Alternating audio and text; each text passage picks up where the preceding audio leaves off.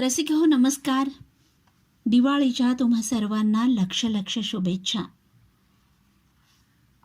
आज मी कविता स्वरांनी मोहरलेल्या या माझ्या पुस्तकातला एक लेख तुम्हाला वाचून दाखवणार आहे. आवडला की नाही ते नक्की कळवा हं. वाचते. आकाशवाणीतील पहाटेच्या प्रसारण ड्युटीसाठी निघताना वाटेतल्या विठ्ठल मंदिरातील टाळ मृदुंगाचा गजर आणि काकड आरतीचा समूह स्वर ऐकला की अवघी पहाट आणखीनच प्रसन्न होते. आश्विनातली ती पहाट दिवाळीच्या आनंद क्षणांची साक्ष होणारी असते. मिणमिणत्या पणत्यांच्या ज्योती विझू न देता पहाट वारा अंगावर घेत दिवाळी येते. प्रत्येकाच्या घराघरात आणि खरं म्हणजे रसिकजनांच्या मनाच्या अंगणात अनेक स्मृतींच्या रांगोळ्या घालत ती येते. मनात साठवलेल्या कितीतरी आठवणींची गाणी गात गात दिवाळी येते. दिवाळीबरोबर स्वरलहरींवरून ही गाणी घराघरात पोहोचवते ती आपली प्रिय आकाशवाणी. वर्षानुवर्षांची परंपरा आकाशवाणी जपते आणि दिवाळीची गाणी रसिक श्रोते जीवाचा कान करून आजही तितक्याच तन्मयतेनं ऐकत असतात. दिवाळीच्या विविध रंगी भावभावनांनी नटलेल्या गाण्यांपैकी एक गाणं धनत्रयोदशीच्या दिवशी हमखास आठवतं. ते म्हणजे लाविते मी निरांजन तुळशीच्या पायापाशी, भाग्य घेऊन या आली आज धनत्रयोदशी. विदुषी माणिक वर्मा यांच्या सोज्वळ सुरांमधून हे गीत ऐकलं की खऱ्या अर्थानं दिवाळी साजरी झाल्यासारखे वाटते. मराठी माणसाला दिवाळीच्या फराळाबरोबर दिवाळी अंकांची जशी गोडी असते तशीच मराठी नाटकांचीही. मराठी माणूस जुन्या नव्या नाटकांच्या प्रेमात पडतोच आणि नाटकांबद्दलच्या चर्चेत अगदी हिरिरीनं भाग घेता घेता वाहतो ही दुर्वांची जोडी या नाटकाच्या आठवणीत स्वतः हरवून जातो. ताई, भाऊ आणि बाबा या भूमिकांबद्दल किती बोलू आणि किती नको असं त्याला होऊन जातं. बोलता बोलता बोलता तो बोलतच राहतो बाळ कोल्हटकरांच्या शब्द सामर्थ्याबद्दल आणि त्यांच्या संगीत रचनांबद्दल. ताईची भूमिका करणाऱ्या सात्विक व्यक्तिमत्वाच्या आशा काळे यांच्याबद्दल तर मराठी माणसाला किती जिव्हाळा वाटतो यावर बोलायलाच नको. कारण प्रत्येक भाऊ आशा काळे यांच्या व्यक्तिमत्वात आपल्या बहिणीला शोधत असतो. ताई असावी तर अशी, किंवा अरे च्या ही तर माझी ताईच, डिट्टो माझी ताईच अशीच प्रेमळ स्नेहार्द नजरेची त्यागमूर्ती माझी ताई. आशा काळेसुद्धा त्यांच्या ताईच्या भूमिकेबद्दल अगदी भरभरून बोलत असतात. अभिनय क्षेत्रात त्यांना स्वतःची एक खास ओळख करून देणारी भूमिका ताईचीच. आम्ही आकाशवाणीवरून माणिकताईंचं हे गाणं जेव्हा श्रोत्यांना ऐकवत असतो ना, तेव्हा मनचक्षूंपुढं वाहतो ही दुर्वांची जोडीमधली ताई साक्षात उभी राहते. सुंदर सुबक तुळशी वृंदावन आणि निरांजन लावणारी ताई. ज्योतीचा प्रकाश तिच्या चेहऱ्यावर अगदी उजळलेला आणि धनत्रयोदशीचा सण भाग्य घेऊन आलेला. तुळशीपुढे दिवा लावताना माणिकताईंचा स्वर कानाला सुखावत असतो. त्याबरोबरच संत साहित्याचे गाढे अभ्यासक यशवंत पाठक यांच्या लेखातल्या काही ओळी अगदी आवर्जून आठवतातच. किती सुंदर लिहिलंय बघा पाठक सरांनी.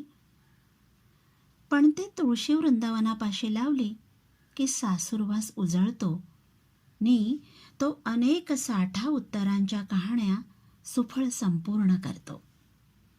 तुळस हीच सासूरवाशिणीची प्रिय सखी असते.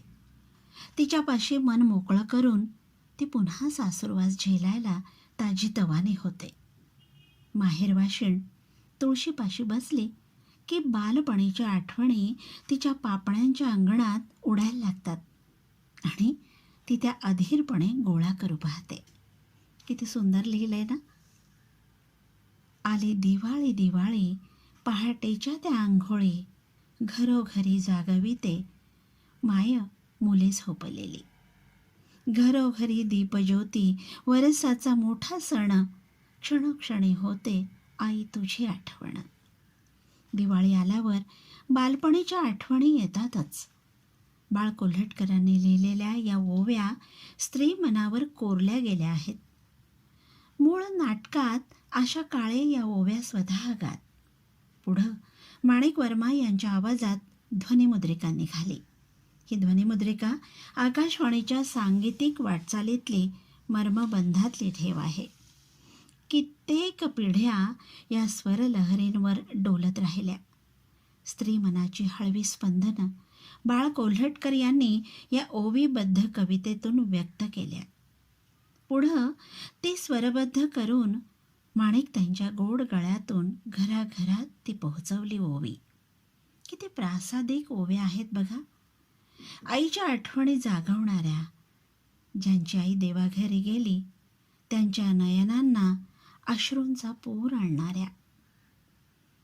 4 वर्षांमागे होता हात तुझा अंगावरी. 4 वर्षांमागे होता हात तुझा अंगावरी. कधी नाही जाणवली हिवाळ्याची शिरशिरी. आज झोंबतो अंगाला पहाटेचा थंड वारा. कुठे मिळेल का आई तुझ्या मायेचा उबारा. दिवाळी आली आहे. दरवर्षीप्रमाणे ती येणार. पण आता आई नसणार. तिचा मायेचा उबदार हात आता अंगावर फिरणार नाही. आता हिवाळ्याची गोड शिरशिरी नाही तर फक्त आठवणींच्या सरी डोळ्यातून वाहणाऱ्या. तुझ्या विना आई घर सुने सुनेसे वाटते आणि दिवाळीच्या दिवशी तुझी आठवण येते. सासरीच्या या संसारी माहेराची आठवण आठवती बाबा भाऊ आणि दारीचे अंगण. अंगणात पारिजात कोण देई त्याला पाणी. दारी घालते रांगोळी माझ्या वाचू नका कोणी. अशी आठवणींची रांगोळी घेऊन येते ही कविता. आई नाही या कल्पनेनं शहारते. पण बालपणीच्या दिवाळीच्या आठवणींनी ही कविता मोहरते सुद्धा. ऐन दिवाळीत माणिकताईंसारखी स्वरलक्ष्मी हा इहलोक सोडून गेली. त्यावेळी दिवाळीतल्या दिव्यांमधला प्रकाश क्षीण झाल्याचा अनुभव आपण घेतला होता. पण आता हा प्रकाश पुन्हा नव्या उमेदीनं उजळत ठेवलाय तो त्यांच्या अजरामर स्वरांनी. बाळ कोल्हटकर यांच्या शब्दस्वरांच्या सामर्थ्याने. धनत्रयोदशीच्या दिवशी अंगणातल्या तुळशी वृंदावनापुढं दिवा लावताना दिवसातल्या 3ऱ्या प्रहरातल्या पिलू रागाचे स्वर दिवाळीचा आनंद देतील. माणिकताईंच्या स्वरांचं ऐश्वर्य आणि नाट्यसंगीताचं वैभव न्याहाळताना साक्षात दीपलक्ष्मीच तुमच्या आमच्या घरात सदिच्छांचं दान घेऊन येईल आणि गात राहील. लाविते मी निरांजन तुळशीच्या पायापाशी भाग्य घेऊ